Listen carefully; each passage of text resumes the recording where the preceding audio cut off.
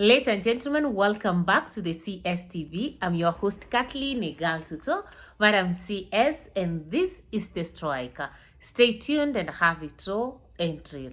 The Striker today, actually, we're going to look at why Professor Kindiki is not going actually to serve or complete his term as the Deputy President of the Republic of Kenya, and why he's not likely to be Ruto's actually running mate in 2027. You know, when Rigathi Gachagua was impeached, we thought like now this drama between the deputy president and the president has actually ended.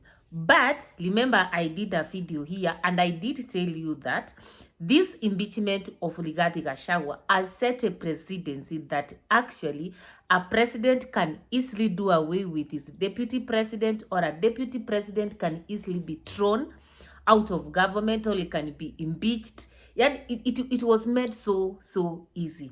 Recently, the body language, although they have not spoken it by themselves that they have a problem between themselves, the body language between Professor Kindiki and his boss is communicating a fallout. And I did a video here and I did tell you that actually it is not a coincidence that Professor Kindiki has missed out on several public meetings that have been attended by the president. He did not attend actually the Kisi launch, the Kisi fast, that is the Happy New Year celebration with the president. Before that, he had missed 2 occasions. He didn't attend Wetangula's mother's burial. And people were speculating maybe he was in Embu, but he wasn't in Embu either, where there was a burial, I think. And the president did not even send him then to read his speech in Embu or to present him in Embu. Instead, he sent CS Muturi, and the speech was actually in any case denied or rejected. So why could the president send CS Muturi when actually Kindiki was not in Wetangula's burial and therefore could have done the representation in Embu? You understand? So in this video actually, and we have seen actually lately of even the president trying to bring closer the western side and the rural side actually to close to him. We even saw him attend the Biniluo festival, you know, and where he was with Museveni, Raila, and himself. And again, the deputy president was not there. And we saw like other people were there, including Kimani Ichung'wah, who was lecturing in Natembeya in Western Kenya. So in this video, I'm going to discuss why personally I feel Kindiki is not going to complete his term as a president and is not going to be Ruto's running mate in 2027. However, before I dive in, if you are new to this channel, welcome home, karibu nyumbani. Remember to subscribe, like, share, and comment on our videos. Turn on the notification bell so that the next time we are uploading a video, YouTube will automatically notify you. If you are a returning subscriber, thank you for tuning in. Wewe ni wa maana sana. Remember to like, share, and comment on our videos. And yeah, ladies and gentlemen, allow me to dive in.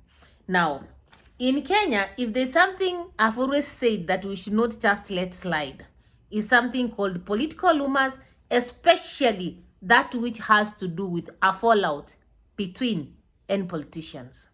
And I'm saying this because we have seen in the past a fallout between Ruto and his former boss, that is Uhuru Muigai Kenyatta, started as rumors, then came to the Tanga story, and then eventually we saw what happened. Then Rigathi Gachagua, it all started actually it's just a rumor. Before we know, he had been removed from the status, from the president's diary WhatsApp, which actually even they justified in Twitter to say everybody was removed. You understand?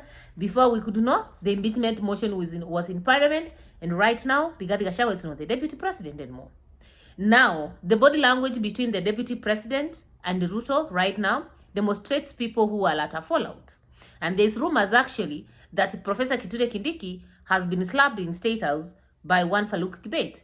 This is a very expensive rumor, and it's a very, very serious rumor if it's actually true. And then we see Professor Kithure Kindiki missing out in most of the events attended by the president. For example, the Biniluo Festival.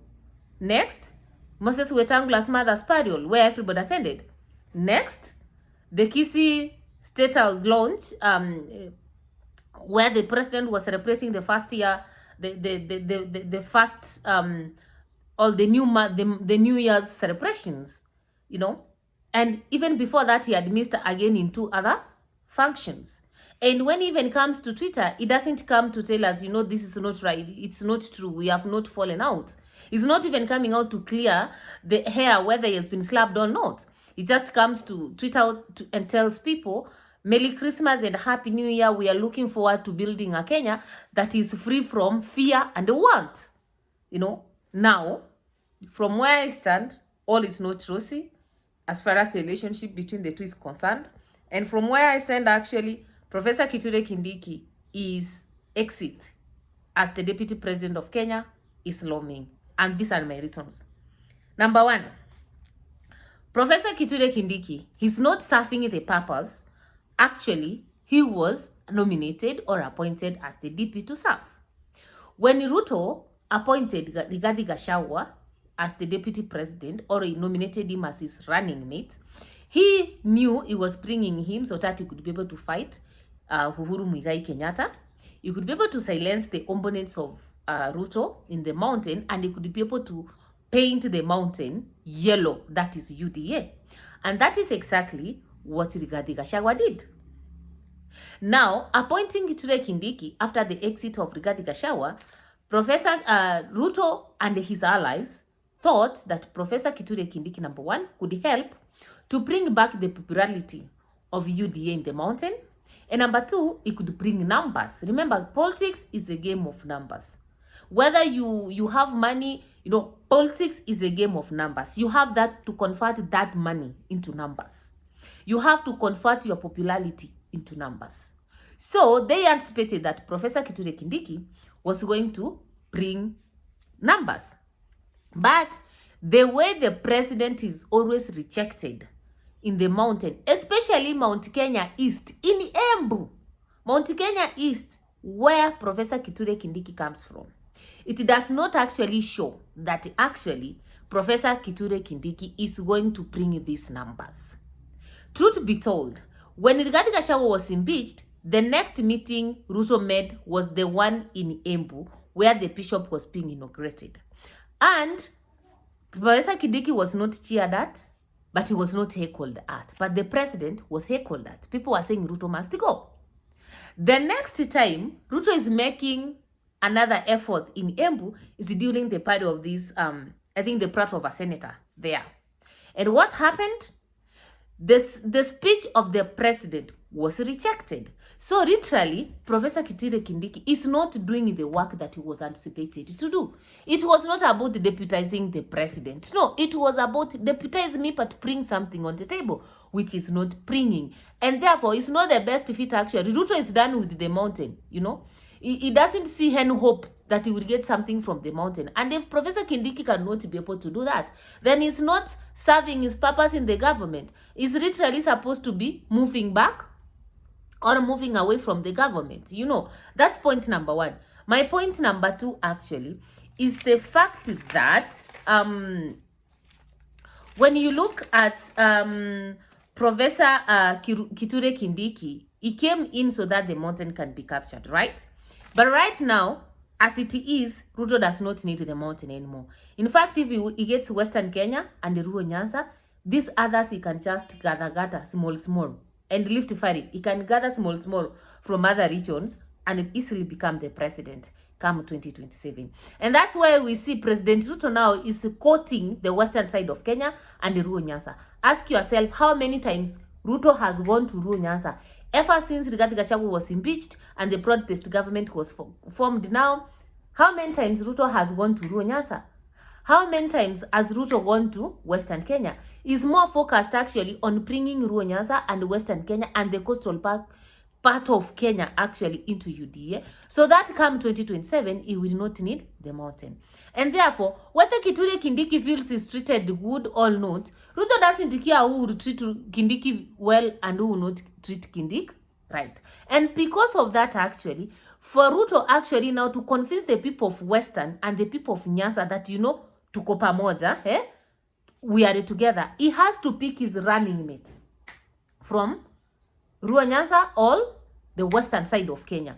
And as things are, according to the terms and conditions of, him bringing Raila Amolo Odinga into the broad-based government and supporting his AU candidate, they had, some terms and conditions. And one of the rumored term and condition is that Gladys Wanga has to be the next running mate for Ruto. So in worst case scenario, if Professor Kindiki is not going to feel comfortable to serve in Ruto's government, he can exit, and then Gladys Wanga will be nominated as the next DP.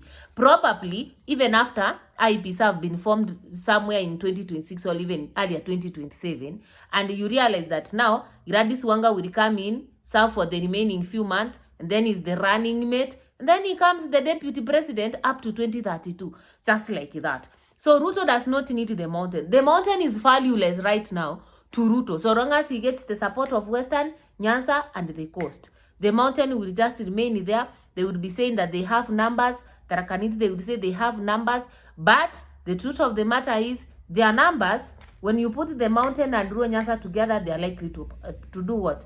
To serve the purpose that the mountain could have served. So literally, Kindiki has to be replaced for Western Kenya and Nyanza Kenya to do what? To support Ruto.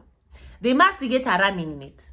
So whether Kindiki actually manages to finish the term, he will actually be a deputy president, and during that electioneering period, Ruto will choose a running mate, and the deputy president will be there. But Ruto brings somebody else as a running mate for his 2027 campaign. And another thing that I'm sure that is going to happen is that the permanent secretaries that Rigathi Gachagua brought into the government are going to be done away with.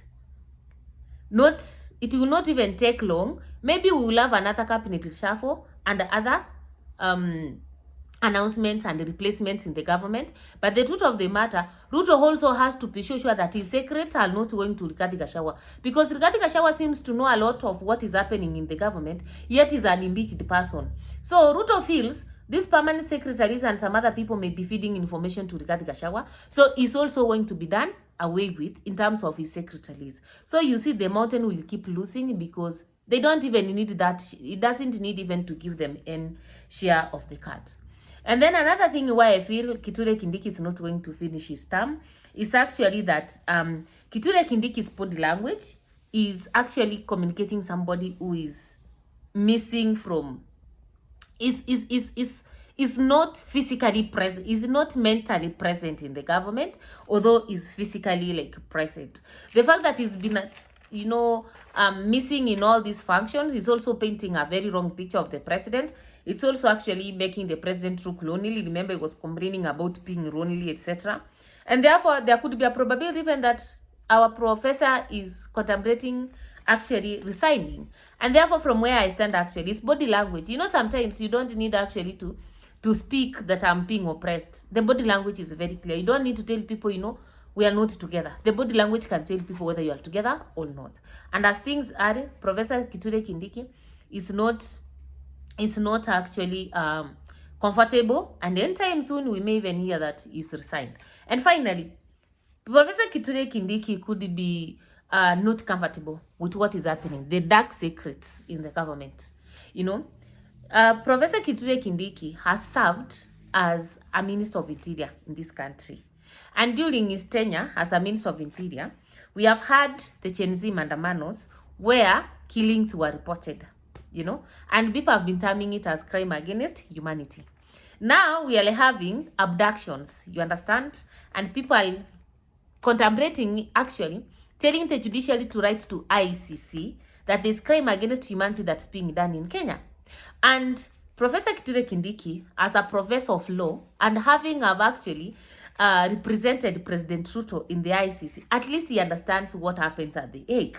he understands what happens at the ICC. And remember in 2007, where it was Raila and Kibaki who were actually contesting, by the end of the day, the people who were taken to Hague were their supporters. You understand? So Professor Kithure Kindiki could be like, I don't want to be part of this mad, because in any case, Ruto may not be the one to be taken. The younger, the junior ones, we may be the one to be taken to Hague. If at all, actually, all these things are happening, are to be escalated to the next level. So the fact that Professor Kithure Kindiki is not cooperating in all these things and is not even accepting these abductions, maybe the way the likes of Kimani Ichung'wah are supporting it openly, then our own professor is also on his way out of UDA and on his way out as the DP of Kenya. And in 2027 come it, he will not even be Ruto's running mate. So those are my reasons as to why I feel Professor Kithure Kindiki is not going to be Ruto's running mate in 2027, and actually he may not even complete his term as a running mate. And those are the reasons I feel like Gladys Wanga will be Ruto's next running mate, so that the western side of Kenya and the Nyanza region is going to be appeased and be made happy, you know, to join the government and support Ruto. Those are my opinions. Let me get yours in the comment section below. Bye. See you next time. Continue subscribing, liking, and sharing.